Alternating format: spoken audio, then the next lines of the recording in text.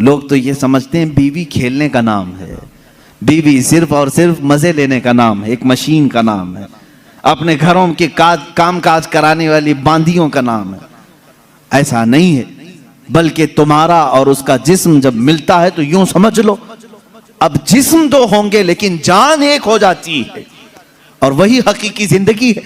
जिनकी जिंदगियों में इस तरह की मोहब्बत नहीं, वो जहन्नम बन जाती है दुनिया में। शोहर छोटी छोटी बात पर औरत के पीछे लगा हुआ है, औरत छोटी छोटी बात पर मर्द के सर पर चढ़ी हुई है। कौन सी खाक जिंदगी गुजार रहे हो।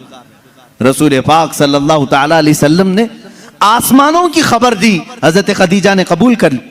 यह और बात है कि वह अल्लाह के रसूल थे, उनकी हर बात तस्लीम करना जरूरी, लेकिन वो हमारे लिए नमूने अमल भी हैं।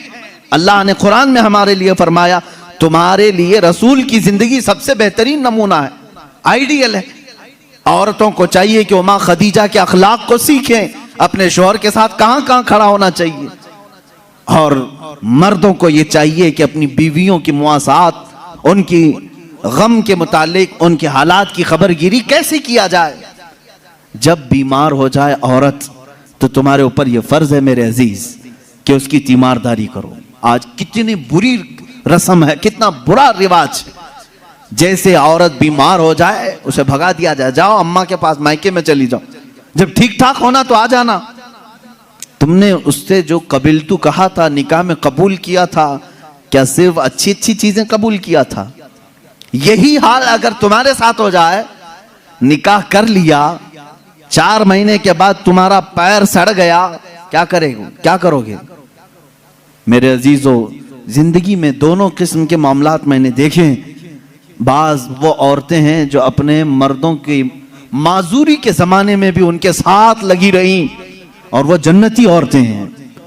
और इसी तरह बाज वो मर्द हैं जिन्होंने औरतों की बीमारी में भी उनका साथ दिया। मैं जानता हूं ऐसे मामलात। मेरे सामने एक मामला ऐसा आया था जो दिल दहला देता है। मैं अक्सर बच्चों से कहा करता हूं, यह हकीकी वाकया है मेरे अजीज, चंद सालों पहले का हकीकी वाकया। शौहर और बीवी नई नई जिंदगी थी, शादी के बाद दोनों एक दूसरे से मोहब्बत करते थे, लेकिन अचानक बीवी को एक बीमारी शुरू हो गई। ऐसी बीमारी के चेहरे पर बुरे दाग आ गए, बड़ी बड़ी फुंसियां होती, फट जाती और जख्म हो रहा था, देखने की काबिल नहीं रह रही। एक दिन शौहर बाहर गया, एक्सीडेंट हो गया। शौहर गया, एक्सीडेंट हो गया, और उसके बाद वापस आया तो उसकी आंखें जा चुकी थी, नाबीना हो गया। उसको घर लाया, खातून उसकी तीमारदारी करती रही, इयादत करती रही। सही हो गया, लेकिन पकड़ करके चलाना पड़ता था। लेकिन बीवी की बीमारी ऐसी थी कि दिन ब दिन वो गलती जा रही थी, घटती जा रही थी, और वो दाग भी बढ़ते जा रहे थे। लेकिन उसके लिए एक खुशी ये थी कि शौहर उसे देख नहीं रहा है। औरतें तो यही चाहती हैं ना कि अगर मेरी बदनुमा कोई चीज हो तो कम से कम मेरे मर्द से छुपी रहे। तो उसे एक खुशी ये थी कि शौहर देख नहीं रहा है, आंखें जा चुकी। इसी हालत में उसकी तकरीबन 2 साल या 3 साल गुजर गए। 2-3 साल के बाद औरत को डॉक्टरों ने कहा भी था कि ये बड़े खतरनाक मर्ज में है, इससे इलाज मुश्किल है, इसका इलाज मुश्किल है। 3 साल या करीब करीब इतने सालों में औरत की वफात हो गई, औरत इंतकाल कर गई, और लोगों ने जनाजा उठाया, दफन किया। मर्द जो था बड़ा गमगीन कि हाथ पकड़कर रोजाना उठाती थी, चलाती थी, फिराती थी, खिलाती थी, सब कुछ। जब जनाजा चला गया, लोग आए तो देखा कि मर्द खुद से अपने घर में अंदर जा रहा है, बर्तन ला रहा है, गिलास ला रहा है, खुद से सारे काम कर रहा है, कोई पकड़ने वाला नहीं, सब चीजें। मोहल्ले वालों ने पकड़ करके कहा, तुझे सब दिख रहा है? उसने कहा, मैं कभी अंधा हुआ ही नहीं था, मैं कभी अंधा हुआ ही नहीं था।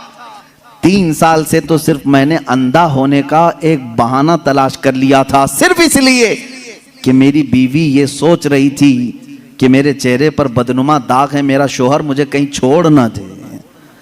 मैंने उसकी फीलिंग को बरकरार रखने के लिए अंधे होने का नाटक किया था, और वो इस दुनिया से खुशी खुशी गई है। बस मुझे इतना एहसास है, दुनिया में वो मर्द भी है जिन्होंने अपनी औरत का दिल रखने के लिए 3 साल तक नाबीना होने का एक ढोंग किया, सिर्फ इसलिए कि उसका दिल ना टूटे। बाज बीमारियां ऐसी होती हैं, उनसे तुम सरफे नजर कर लो, कतई नजर करो।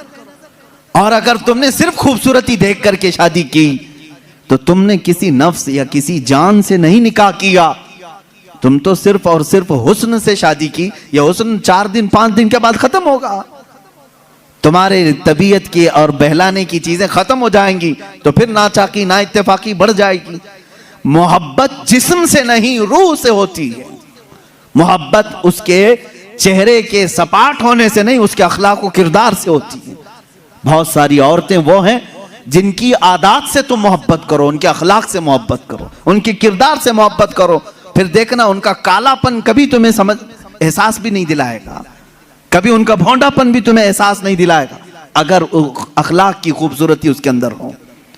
ये मर्दों के लिए जरूरी है मेरे अजीजों। अल्लाह के नबी सल्लल्लाहु तआला अलैहि वसल्लम ने जो हुस्न सलूक अपनी खानगी जिंदगी में अपनी अज़वाज मुतहरात के साथ किया, मैं चैलेंज के साथ कहता हूं पूरी दुनिया में उसकी मिसाल कोई नहीं पेश कर सकता, कोई नहीं ला सकता। रसूल पाक सल्लल्लाहु तआला अलैहि वसल्लम ने अपनी हर ज़ौजा के साथ जो हुस्न सलूक फरमाया, यहां तक कि अल्लाह ताला ने आयतें नाजिल फरमाई कुरान में अज़वाज मुतहरात के आदब के लिए। वइज़ा सअलतुमुहुन्ना मताअन फस्अलूहुन्ना मिन वराइ हिजाब। ऐ लोगों, जब कभी तुम रसूल की बीवियों से कोई चीज मांगने जाओगे, पर्दे के पीछे खड़े रहना। हुजूर की औरतों के बिल्कुल मुकाबिल आना जायज नहीं, जबकि वो पूरी उम्मत की माएं हैं। कुरान कहता है वो तुम्हारी उम्महातुकुम, वो तुम्हारी माएं हैं। अल्लाह तबारक व तआला ने मोमिनीन की माएं उन्हें बनाया है। अजीज़ान गिराम वक़ार, रसूल करीम सल्लल्लाहु तआला अलैहि वसल्लम की ये अज़वाजी जिंदगी